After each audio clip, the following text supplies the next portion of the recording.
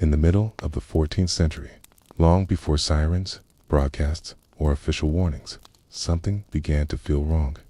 People did not know the word plague. Did not know what bacteria were or how sickness moved from body to body.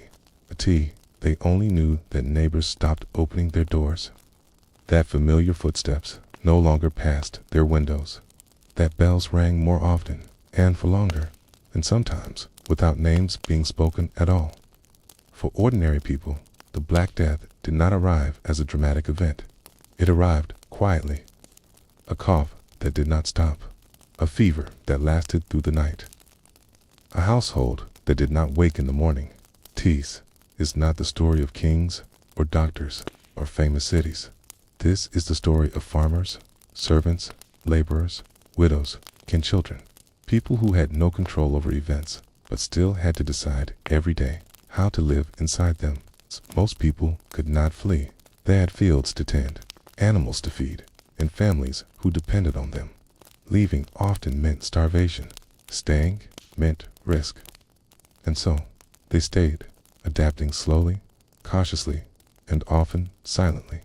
They learned to sleep differently. They changed how they touched one another.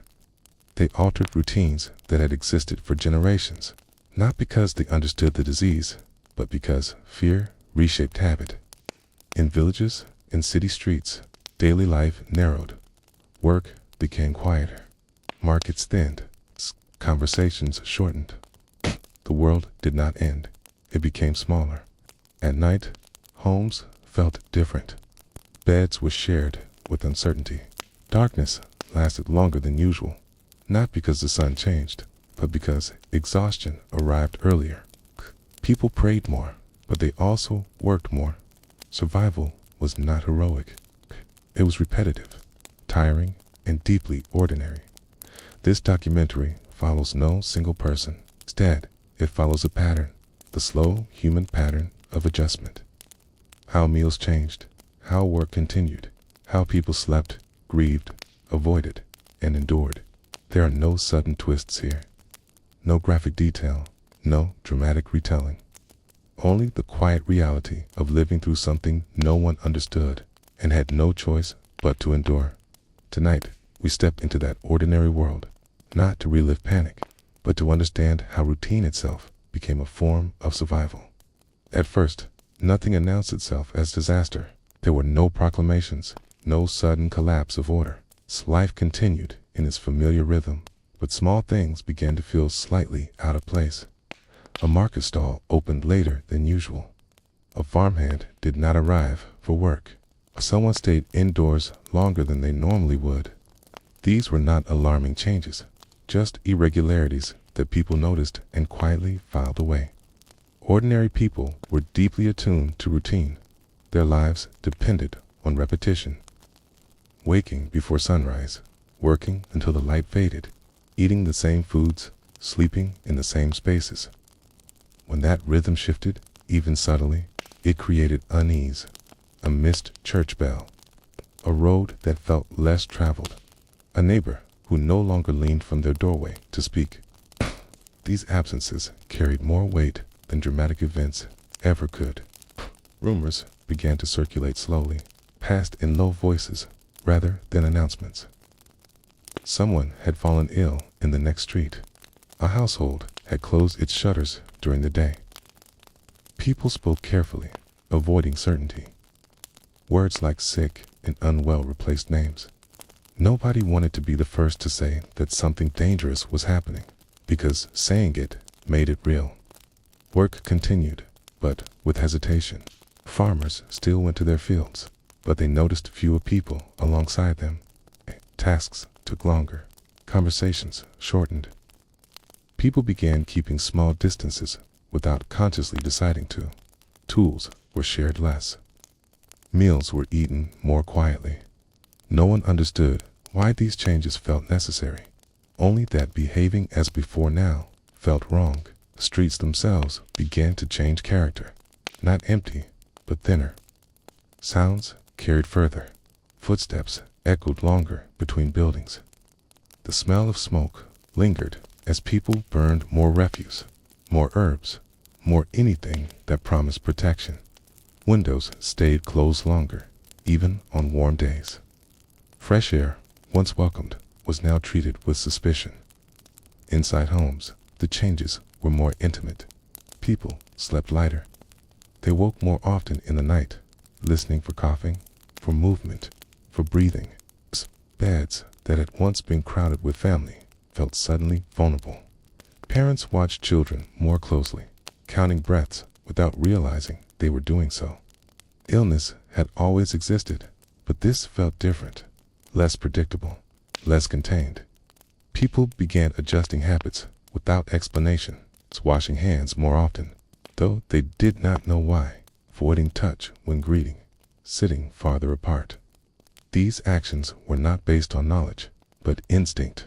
When danger cannot be named, behavior changes first. Understanding comes much later, if it comes at all. Markets still operated, but differently. Buyers lingered less. Sellers spoke less.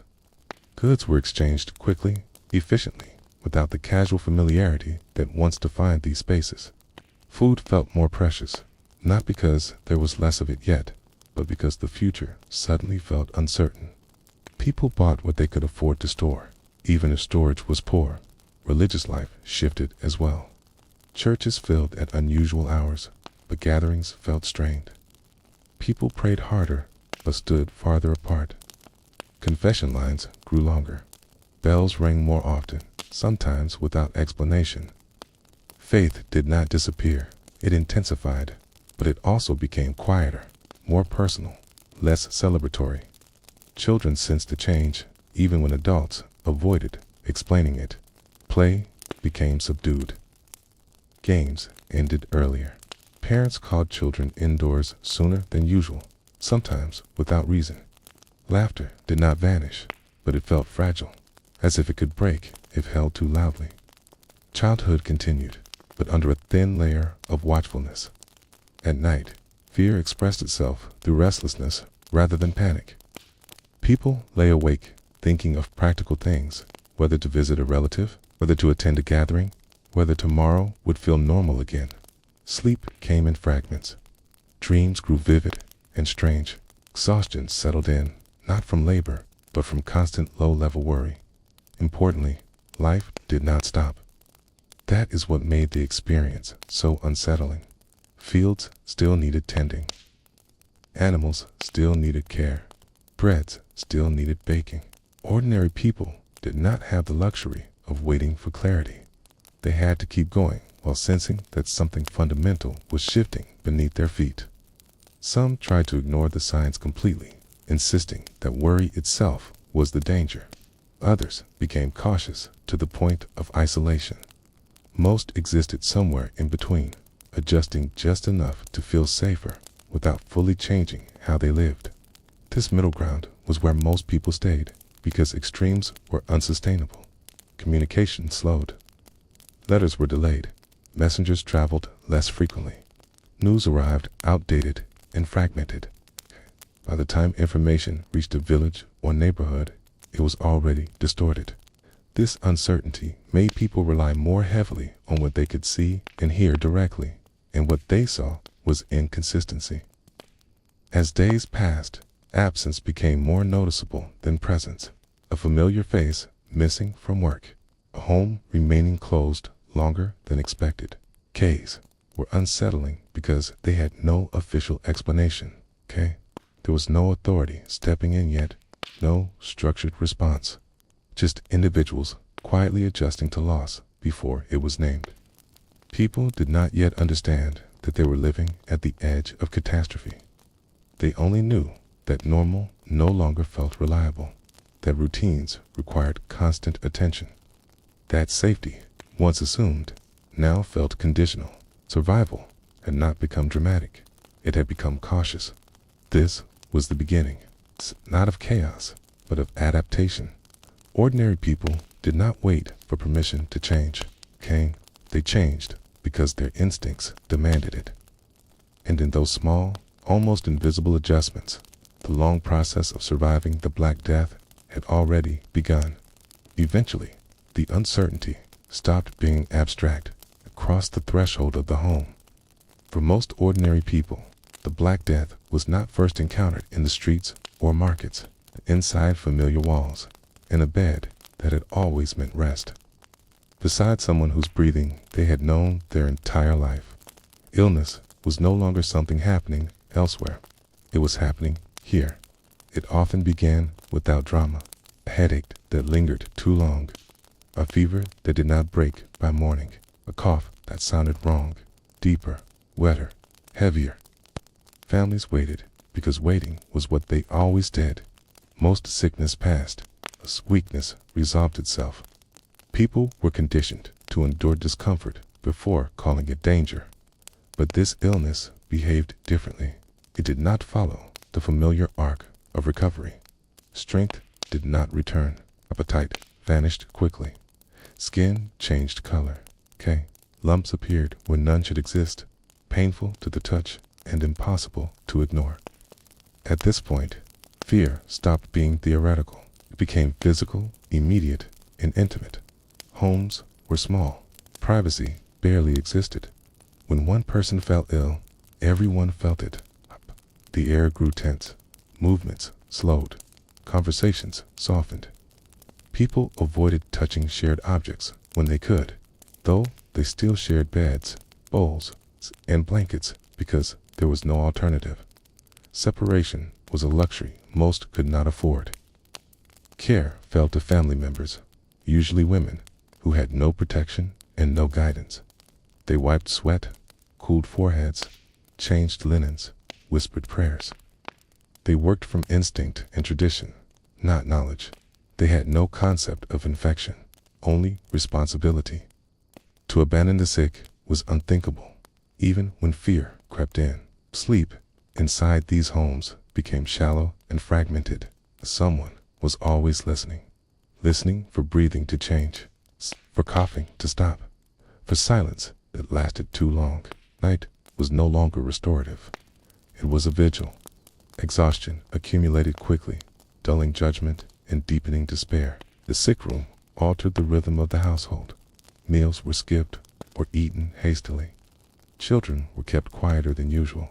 Work outside the home was neglected when possible, risking hunger in exchange for care. Families began making unconscious calculations. Who needed attention most? What could be sacrificed? How long they could sustain this state? Smell became an unspoken marker of decline. Sweat, sickness, waste, and unwashed bodies blended together. Windows were opened, then closed again out of fear. Herbs were burned. Vinegar was placed nearby. Anything that suggested cleansing or protection was tried, even if no one truly believed it worked. As illness worsened, behavior changed further. People spoke less to the sick, not out of cruelty, but helplessness.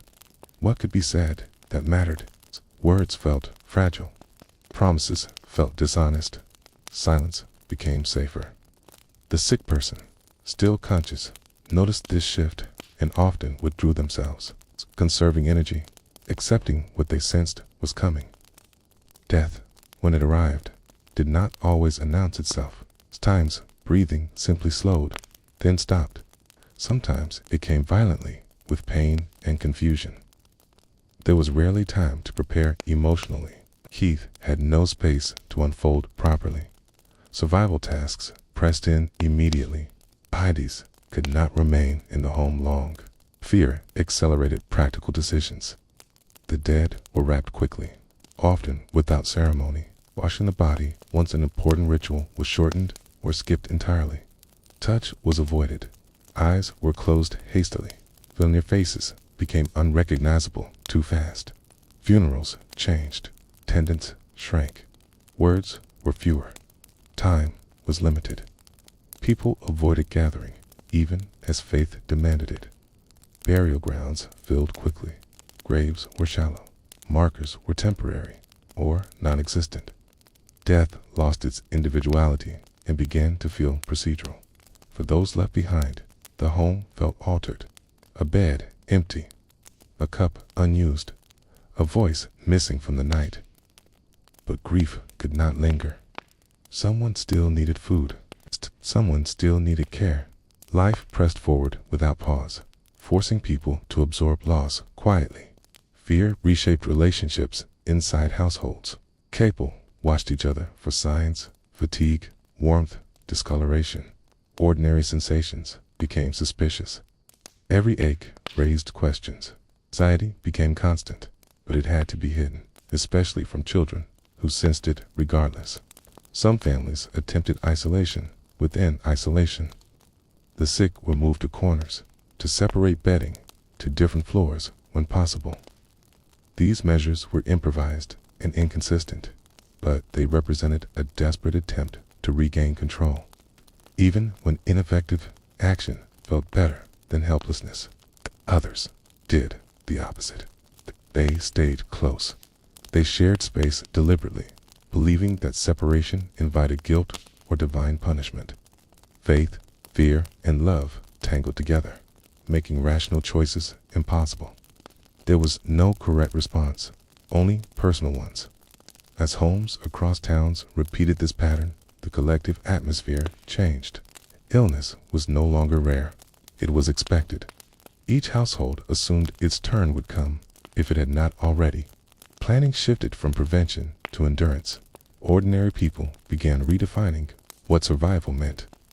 It was no longer about avoiding illness entirely, but managing its arrival, preparing emotionally, adjusting expectations, letting go of the idea that life would soon return to normal. Inside these homes, history was not being written dramatically. It was being lived quietly, painfully, and repeatedly. No records captured the whispered prayers, the sleepless nights, the hands that trembled while offering water to someone who could no longer swallow. This was how the Black Death truly entered people's lives, not as a single event, but as a presence that settled into the most private spaces and refused to leave. By the time illness entered the home, survival was no longer a question of avoidance. It had become a question of endurance. For ordinary people, the Black Death did not arrive with permission. It did not pause obligations and did not respect necessity. Even as illness spread through homes, the world outside continued to demand labor. Fields still needed tending. Animals still needed feeding. Rent was still owed. Hunger did not wait for grief to pass. Most people could not afford to stay inside. They stopped working. They stopped eating. So they went out, tired, frightened, half aware that every step beyond their door carried risk. Survival meant exposure. There was no alternative framework, no safety net, only routine, repeated until it broke. Markets remained open longer than logic would suggest. People came less frequently, but they still came. Bread was still baked. Grain was still weighed.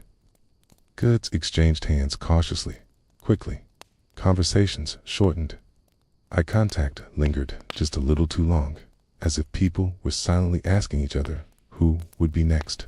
Farm work was relentless. Crops did not wait for disease to pass. Miss a planting season and starvation followed. So peasants worked fields beside neighbors whose skin looked wrong, whose movements were slower, whose breathing sounded strained. Nobody said anything, acknowledging it felt dangerous. Labor became quieter. Songs faded. Jokes disappeared. People conserved breath, energy, and emotion. Workdays stretched longer because fewer hands were available. Those still standing carried the weight of the absent, the sick, the dying, the dead. In towns, craftsmen tried to continue. Shoemakers, bakers, weavers, smiths. Workshops lost apprentices quickly. Masters worked alone longer than they should have. Tools were left idle between bursts of effort. Productivity collapsed, but expectations did not adjust immediately. Fear followed people into these spaces. Every cough echoed louder than usual. Every flushed face drew attention. People stepped back instinctively, then corrected themselves out of politeness or necessity. Distance was desired, but rarely achievable. Pay changed in strange ways. In some places, wages rose because labor was scarce. In others, they vanished entirely as commerce slowed. coin lost meaning when there was nothing to buy or no one left to sell. Survival shifted from economic logic to improvisation. Journeys became calculated risks. Travel was necessary for trade, messages, and survival, but every road connected communities, and every community carried disease. Travelers were watched closely, sometimes refused entry, sometimes welcomed out of desperation. Rules shifted daily. Church bells rang constantly, not just for prayer, but for death. Their sound marked time more reliably than clocks. Work paused when they rang, then resumed with heavier shoulders. People stopped counting individual funerals. They counted intervals between bells. Those who worked in service roles, messengers, carriers, laborers, became unwilling vectors. They moved between homes, towns, and regions. They were essential and feared at the same time. Some were avoided, others were paid more. All were exposed. Children were pulled into labor earlier. With adults sick or gone, small hands took on larger tasks, carrying water, watching animals, delivering goods. Childhood compressed rapidly. Survival demanded usefulness. Workplaces adapted rituals meant to protect. Tools were wiped. Spaces were aired out. Prayers were spoken before tasks began. These actions provided structure, if not safety. Doing something felt necessary, even if it changed nothing. Exhaustion deepened. People worked while grieving, while sick, while knowing their effort might be meaningless if illness arrived tomorrow. Motivation shifted from future reward to immediate necessity. There was no long-term planning, only today. Some abandoned work altogether. They fled towns, hid in countryside, sought isolation, but escape was uneven. Disease followed routes of trade and migration. Those who ran often carried it with them unknowingly, spreading what they hoped to avoid. Moral judgments emerged quietly.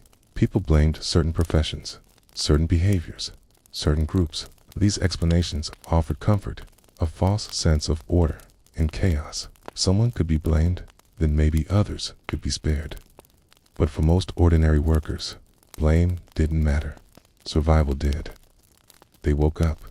They went out. They worked until their bodies refused. Then they were replaced, if anyone remained to replace them. The idea of progress disappeared.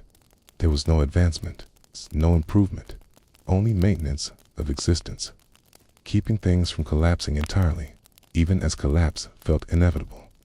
Work, once a marker of routine and identity, became something heavier. Was no longer about purpose or pride. It was about staying alive one more day without drawing attention to weakness. And beneath it all was the unspoken awareness that effort did not guarantee safety. You could work carefully, quietly, obediently, and still fall ill, still be taken, still disappear from the routine you helped sustain. The Black Death did not stop work. It hollowed it out. People continued, not because they believed in the future, but because stopping felt like surrender.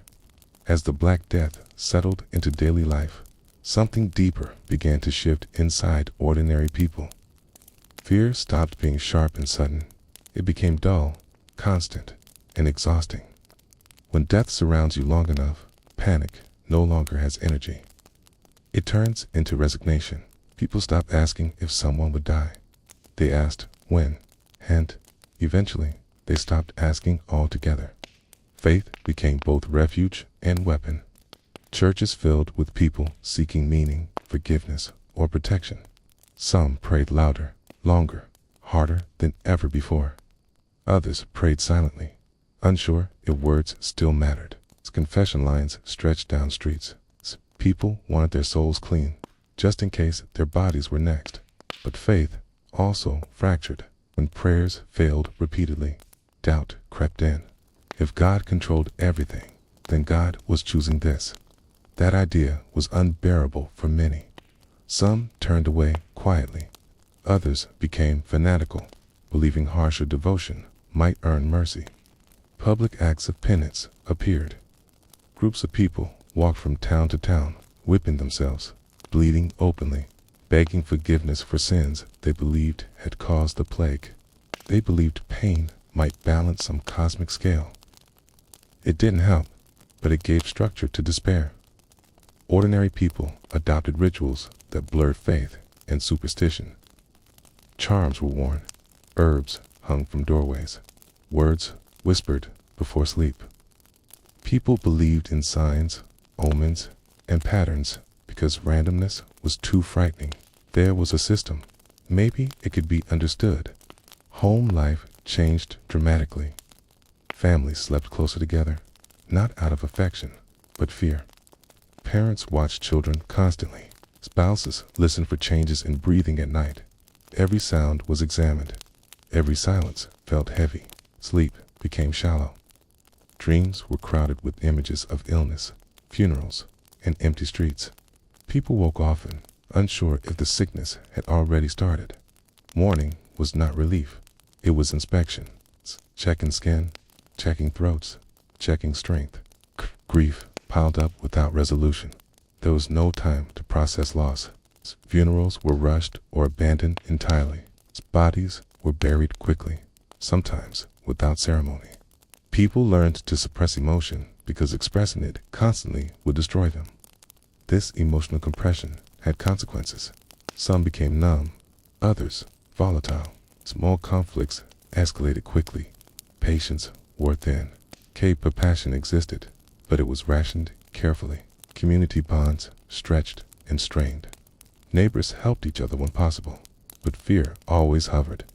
Offering aid meant exposure. Refusing aid meant guilt. There was no choice without consequence. Parents faced impossible decisions. A child showed symptoms. Do you isolate them and risk killing them through neglect?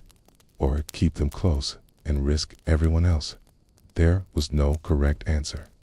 Only survival instincts battling love. Children noticed everything. They learned the rules quickly. Stay quiet. Don't touch too much. Don't ask questions adults can't answer. Many grew emotionally older in weeks. Innocence didn't fade slowly. It collapsed. Time itself felt distorted. Days blended together without celebrations, markets, or gatherings. Weeks lost structure. Bells marked time more than calendars. People measured life in who was still alive. Rumors spread constantly. Someone heard of a town untouched by plague. Someone claimed a cure. Someone blamed foreigners, travelers, or the poor. Fear needed direction. Often it found targets that couldn't fight back. Scapegoating became common. Minorities, outsiders, and vulnerable groups were accused of causing the disease. Violence followed in some places. Ordinary people participated, not out of cruelty alone, but desperation. Fear makes morality flexible. Inside homes, silence grew heavier. Conversation became cautious. People avoided speaking of death directly, as if naming it invited it inside. Euphemisms replaced truth. Unwell, resting, not himself. Everyone understood what it meant. Some people coped through denial. They continued routines exaggeratedly, insisting everything was normal. They dressed well, cleaned obsessively, hosted meals, pretended control still existed. These performances were fragile, but comforting. Others embraced inevitability. They gave away belongings, settled debts, spoke honestly for the first time in years, confessed regrets, asked forgiveness.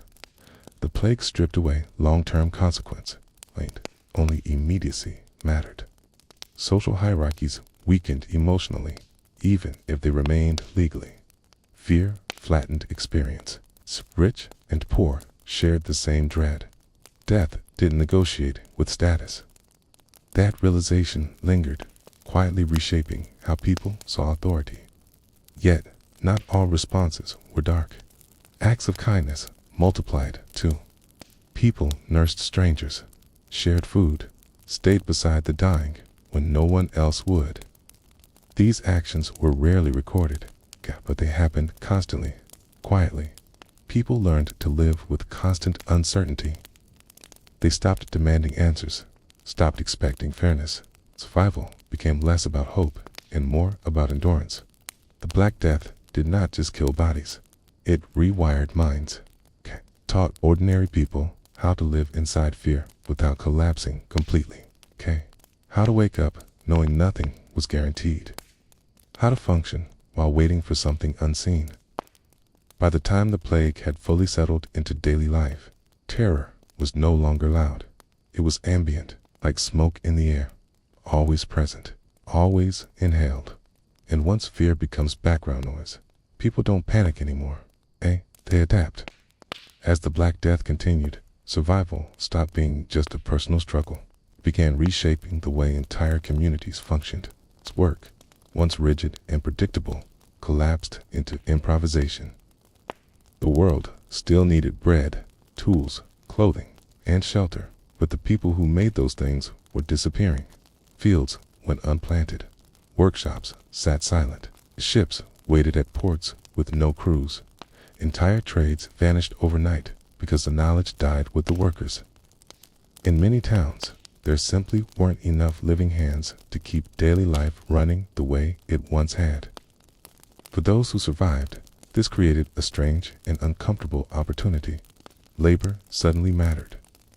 Peasants, who once had no leverage, found themselves in demand. Landowners needed workers desperately. Fields meant nothing without people to work them. For the first time in generations, ordinary laborers could refuse unfair terms. Wages rose, not because anyone wanted fairness, but because there was no alternative. This shift frightened the ruling classes more than the disease itself. Laws were passed attempting to freeze wages at pre-plague levels. People were ordered to work for the same pay as before, even though the world had changed completely. Enforcement was uneven. Fear made authority fragile. When too many officials were dead, rules became suggestions. Ordinary people noticed. Survival changed how they saw power. Lords were no longer distant, untouchable figures. They were mortal, vulnerable, often desperate. Respect eroded quietly, replaced by negotiation. Markets transformed. Goods became unpredictable. Some items disappeared entirely. Others flooded streets because no one could afford them anymore. Money lost its meaning when there was nothing to buy, or no one left to sell. Inheritance became chaos. Entire family lines vanished, leaving property without owners. Houses stood empty. Land changed hands rapidly, often without clear legality. Survivors moved into abandoned spaces, not out of entitlement, but necessity. Homes that once held generations fell silent. Dust gathered. Stores stayed open. The absence of life became visible everywhere. Guilds struggled. Apprentices died before mastering skills. Masters died before passing them on. Knowledge that once took decades to build disappeared in months. Some crafts never fully recovered. Women's roles shifted subtly but permanently. With fewer men alive, women took on work previously denied to them, managing businesses, handling finances, making decisions. These changes weren't framed as empowerment. They were survival adaptations. But once experienced, they were hard to erase. Children entered adult responsibilities early. Orphans were common. Some were absorbed into households. Others wandered. Society hardened toward them over time. Compassion existed, but resources were finite. The rhythm of life slowed in strange ways. With fewer people, cities felt quieter. Streets widened emotionally. Noise softened. The absence of crowds changed how people moved, spoke, and interacted. Silence became familiar. Churches, once overwhelmed, began to empty again, not because faith vanished, but because faith had been exhausted. People prayed less desperately, more routinely. Some accepted survival as randomness rather than reward. Death lost its shock value. It became expected background information. Conversations included it casually. He didn't wake up. She lasted 3 days. Language adjusted to reduce emotional strain. This emotional distance was protective. caring too deeply for every loss would have destroyed people psychologically. Detachment became a coping mechanism, not cruelty. Festivals remained canceled. Celebrations felt inappropriate. Even when outbreaks slowed, joy returned cautiously, like a stranger knocking softly at a door. Food habits changed. People wasted less, hoarded less, cooked simply. Hunger taught efficiency. Excess felt dangerous. Trust evolved. People trusted smaller circles, families, close neighbors. Large gatherings still felt threatening long after the plague passed through an area. Stories changed, too. Folk tales grew darker, songs quieter. Humor leaned toward the morbid. Laughter existed, but it was sharper, often used to cut tension rather than express joy. The idea of the future became fragile. Long-term planning felt arrogant. People focused on seasons instead of years, on days instead of decades. Marriage patterns shifted. Some married quickly, seeking companionship before time ran out. Others avoided commitment, unwilling to bond deeply when loss felt inevitable. Sex, intimacy, and relationships took on new urgency, but also caution. Physical closeness carried risk. Desire competed with fear constantly. The plague forced people to confront a truth they could not escape. Society was not stable. There was a thin agreement maintained by living bodies. Remove enough of them and everything wobbled. Yet, somehow, it didn't collapse entirely. People adapted, improvised, adjusted expectations, lowered demands. Survival rewired priorities. Comfort became secondary to continuity. What emerged was not progress, but resilience shaped by loss. The world after the Black Death was quieter, emptier, and psychologically altered. People carried grief differently. Authority felt weaker. Labor felt valuable. Life felt temporary in a way it never had before. The plague did not end suddenly. It faded unevenly, and those who lived through it were never the same. They didn't celebrate survival loudly. They simply kept going.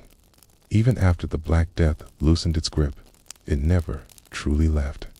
It stayed behind in quieter ways, in habits, in instincts, in the way people reacted to sounds, crowds, and even silence. Survival didn't erase fear. It taught people to live alongside it. Many survivors developed what we would now recognize as long-term trauma. They startled easily. Loud noises triggered panic. Sudden illness, even something minor, could spiral into terror. A cough in the night was enough to keep someone awake until morning. Sleep itself changed. People slept lighter, shorter, often in fragments. Dreams were crowded with images of burial carts, sealed doors, and familiar faces fading away. Nightmares became normal.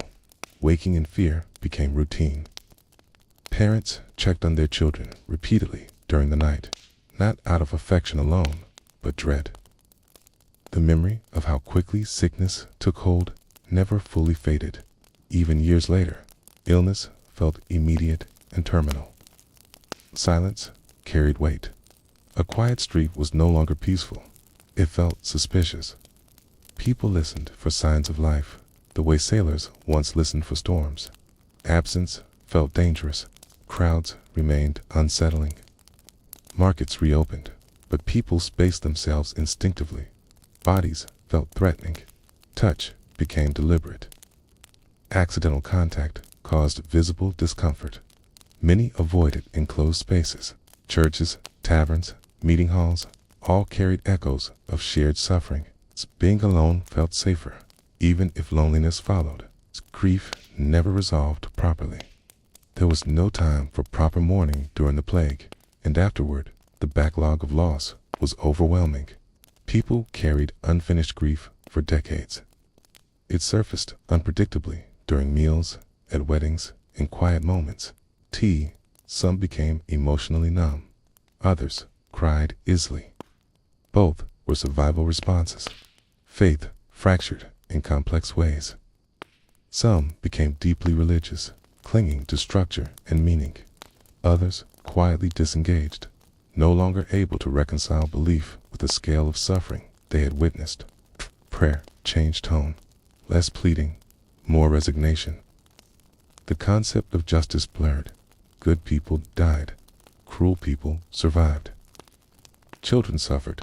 Patterns people once trusted were broken. Morality felt disconnected from outcomes. This realization altered behavior. People focused less on long-term virtue and more on immediate kindness or immediate survival, depending on personality. Extremes became common. Humor turned darker. Jokes about death circulated quietly, not out of disrespect, but relief. Laughter was one of the few releases left. Art shifted. Imagery became stark. Skeletons, clocks, wilting flowers, reminders of time and decay appeared everywhere. These weren't meant to scare. They were meant to remind. Memory became selective. People avoided recounting details unless necessary. Entire experiences were compressed into short phrases. That year was bad. We lost many. Language protected the mind. Children born after the plague inherited fear indirectly. Parents were overprotective. Stories were cautionary. Risk was discouraged.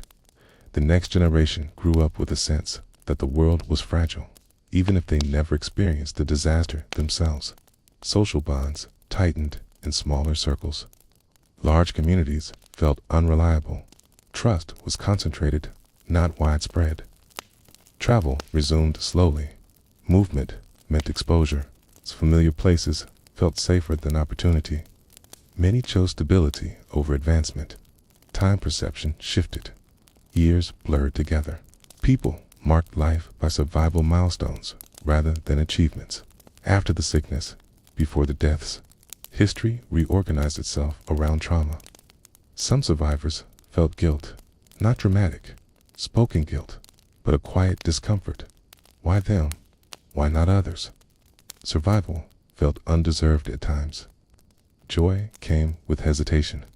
Others felt urgency, a need to live quickly, to experience before loss returned, These people married fast, traveled when possible, took risks they once avoided, Both responses existed side by side. Medical understanding improved slightly, but fear outpaced knowledge. People remained suspicious of healers. Remedies were tried cautiously. Cost had been broken too many times. Smell remained a trigger. Rot, smoke, stagnant air, these instantly recalled the plague. Even harmless odors could cause panic responses. Burial practices stayed restrained. Fewer public gatherings, more private farewells. Death remained intimate and subdued. Life resumed, but not fully. The world was smaller now. Not geographically, but emotionally. People carried invisible boundaries shaped by loss. And yet, something fragile began to grow within this caution. Empathy. Survivors understood suffering in others more intuitively. Pain was recognizable. Loss required no explanation. Shared experience created quiet understanding. Kindness became simpler, less performative, more practical. A bowl of food, a shared fire. Silence without pressure. The plague did not teach hope, taught endurance. And endurance reshaped the human mind in ways that lasted generations. Even when the streets filled again. Even when markets grew loud. Even when life appeared normal. The memory of how quickly it could all vanish never truly left. It simply learned how to stay quiet. After the plague, work no longer meant the same thing it once had. Too many people were gone. Too many hands were missing. Fields lay half-used. Workshops stood quiet, and tools waited for owners who would never return. Labor became valuable in a way it never had before. Survivors discovered something unsettling and empowering. They were needed. Peasants who once accepted whatever work was offered began asking for better conditions, higher wages, shorter hours, food included. For the first time, refusal became possible. Walking away was no longer unthinkable. Landowners were unprepared for this shift. For generations, power had flowed downward without resistance. Now, scarcity reversed the balance. Fields without workers produced nothing. Kawa depended on cooperation. Authorities responded with laws, attempting to freeze wages and restrict movement, but enforcement was uneven. Reality moved faster than policy. Survival had changed expectations permanently. People relocated more freely.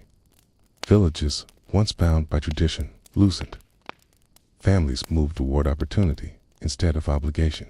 Roots weakened, choice expanded. Guilds gained strength. Skilled laborers negotiated collectively, protecting their value. Apprenticeships shortened. Experience mattered more than age or status. Skill replaced lineage. Women entered roles previously denied to them, not by revolution, but necessity. They managed shops, inherited trades, ran farms, and handled finances. Some returned to domestic roles later, but many did not forget their capability. Class boundaries blurred, quietly but persistently. Clothing styles mixed. Speech patterns shifted. Confidence spread downward. The idea of knowing your place weakened. People had seen too many nobles die the same way as beggars. Death erased hierarchy efficiently. Wealth redistributed unevenly, but noticeably. Property changed hands. Abandoned homes were claimed. Entire estates collapsed into smaller holdings. Ownership felt attainable in ways it never had before. Time itself felt different. Work schedules adjusted. Feast days expanded. Leisure appeared cautiously as survival allowed breathing room. This frightened those in power. Church authorities attempted to reassert moral order. Sermons warned against pride, against excess, against forgetting one's role. But the tone had changed. Fear no longer worked the same way. People listened politely, they made their own decisions. Punishment lost its edge. Threats rang hollow after mass death when the worst imaginable had already happened. Consequences felt smaller. This psychological shift mattered more than any law. Children grew up observing adults who questioned authority, negotiated openly, and valued self-preservation over obedience. These lessons settled deep. Education spread unevenly but expanded. Literacy increased slowly as practical record-keeping became useful. Contracts mattered. Written proof mattered. Memory alone felt unreliable. Trust moved from tradition to documentation. Communities reorganized around function rather than inheritance. Who could do what mattered more than who their parents were? Religion adapted quietly. Less spectacle, more personal interpretation. Faith became internal for many, practical for others. Celebrations changed tone. Less extravagance, more gratitude. Survival itself became worthy of acknowledgement. Food habits shifted. People ate better when possible. Waste felt offensive. Hunger was remembered too clearly. Medical roles diversified. Healers gained cautious respect. Experimentation increased. Observation replaced superstition, slowly, imperfectly. The plague had forced adaptation at every level. Even language reflected change. Phrases emphasizing fate softened. Words about effort, work, and chance became common. Control felt partial, but not non-existent. Power structures did not collapse, but they cracked. Through those cracks, new ideas entered. Ideas about worth, about choice, about the limits of authority. The world did not become fair, but it became negotiable. Once negotiation enters a system and never fully leaves. Survivors carried this shift quietly. They did not announce it. They lived it. Work was no longer just survival. It was leverage. And that knowledge stayed. After the worst had passed, people expected relief. They imagined gratitude, celebration, a return to normal. But what settled instead was something quieter and heavier. A strange emotional aftertaste that never fully left. Survivors carried memories they didn't have words for. The sound of coughing behind walls, the smell of homes sealed shut, the knowledge that someone could be alive in the morning and gone by nightfall. These experiences rewired how people thought about safety. Trust became cautious. People still gathered, still worked, still loved. But somewhere underneath, certainty had cracked. The future felt thinner, less guaranteed. Many struggled with what we would now recognize as grief that never resolved. There were no rituals large enough to mourn millions. Loss became personal, repetitive, unfinished. Entire families vanished without closure. No funerals, no final conversations, just absence. This shaped behavior. People clung harder to those who remained. Friendships deepened quickly. Relationships intensified faster than before. Loneliness felt dangerous. At the same time, some people emotionally shut down. Attachment felt risky. Loving meant vulnerability, and vulnerability had proven fatal in unexpected ways. Both reactions coexisted. Faith transformed again, not in doctrine, but in tone. Some became intensely religious, fearing punishment and seeking protection. Others quietly stepped back, confused by unanswered prayers and random survival. The idea that good people were rewarded and bad people punished felt broken. Instead, belief became personal, private, sometimes silent. Art reflected this shift. Imagery grew darker, more honest. Skeletons appeared beside kings. Death stood equal with children and priests. Morality tales replaced heroic legends. People wanted truth, not comfort. Humor changed too. Gallows humor emerged, dry and understated. Jokes about death weren't disrespectful. They were grounding. Laughing meant surviving emotionally.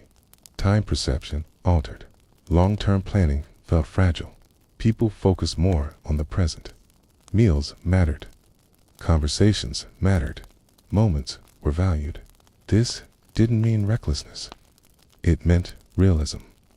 People learned that control was limited, but response was not. Nighttime anxiety increased. Darkness reminded people of isolation, of sealed doors and unanswered knocks. Sleep became lighter for many. Dreams carried echoes of illness and fear. Some turned to routine for comfort, fixed schedules, repeated prayers, familiar paths. Structure became safety. Others sought novelty. Travel increased among those who could afford it. Seeing new places felt like proof of being alive. Children grew up in households shaped by this tension. They inherited caution and adaptability together.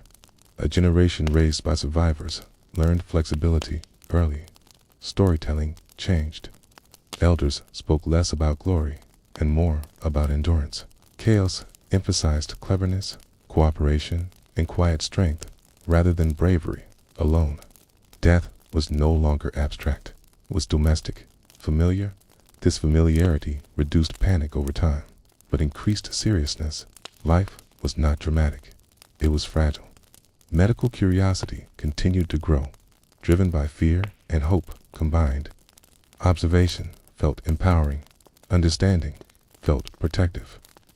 People wanted explanations, even imperfect ones. Superstitions didn't vanish, but they competed with early, rational thought. Cause and effect became a question, not an assumption. Privacy became valuable. So did cleanliness. Personal space mattered more. Small habits shifted slowly but permanently. Even architecture reflected this change. Windows widened. Airflow improved. Crowding felt dangerous. Cities remembered the plague in their layout long after the memory faded. Emotionally, people became less idealistic and more adaptable. Expectations lowered. Appreciation increased. Happiness became quieter. Survival itself felt meaningful. The Black Death didn't just remove people from the world, it removed illusions. And in their place, it left something heavier, calmer, and more honest. A population that understood deeply that life continues, but never guarantees itself. In the years that followed, the world did not suddenly become better. It simply became different. The Black Death faded from daily conversation, but it never truly left people's thinking. It lived quietly inside habits, fears, and choices that felt ordinary on the surface. Villages rebuilt, but they rebuilt with memory. Homes were spaced a little wider. Courts, windows were opened more often. Fresh air was treated with respect, even if people didn't fully understand why. Cleanliness slowly stopped being seen as luxury and started to feel like protection. Work changed too, with fewer people alive. Labor mattered more. Ordinary workers found themselves with unexpected leverage. Wages rose in some places. Demands were made that would have been unthinkable before. Survival had taught people their value. This shift frightened the powerful. Laws were written to freeze wages, to force people back into old roles. But something had already broken. Once people realized the world could change overnight, obedience felt less permanent. Death had exposed how fragile authority really was. Religion settled into a quieter role. Churches remained full, but belief became less absolute. People prayed, but they also questioned. They obeyed, but they remembered. Faith became something carried privately rather than assumed publicly. Families adapted. Smaller households became normal. Having fewer children was no longer strange. Felt cautious. Parents protected more intensely. Every life felt heavier, more irreplaceable. Grief softened with time, but it never vanished. Instead, it transformed into awareness. As people noticed sickness earlier, they listened to their bodies. They watched each other more closely. Communities learned that survival wasn't individual, it was collective. Stories about the plague shifted as well. At first, they were raw and frightening. Later, they became warnings, then lessons. Eventually, they turned into distant history, but traces remained in language, customs, and unspoken rules. Even joy carried a shadow. Celebrations were heartfelt, but restrained. Excess felt dangerous. Balance felt wise. Life became slower in some ways, more intentional in others. Perhaps the most lasting change was psychological. The certainty that tomorrow would come had been shattered. People lived knowing that existence was temporary, unpredictable, and precious. This knowledge didn't make life darker forever. It made it quieter, more careful, more grounded. The Black Death didn't just reshape cities, economies, or religion. It reshaped the inner world of ordinary people. How they slept, how they worked, how they loved, and how they feared. And that inner change echoed forward through generations. Long after the bodies were buried. Long after the streets filled again. Long after the names were forgotten. The plague left behind a lesson humanity keeps relearning in different forms. That progress is fragile. That control is an illusion. And that survival is not about strength alone, but about adaptation, memory, and shared humanity. Tonight, as you listen quietly, safe in a different century, remember this. The people who lived through the Black Death were not heroes. They were not legends. They were ordinary humans doing their best in a world that suddenly stopped making sense. And somehow, slowly, they kept going, just like we do. Now, let the story rest, and let yourself rest too.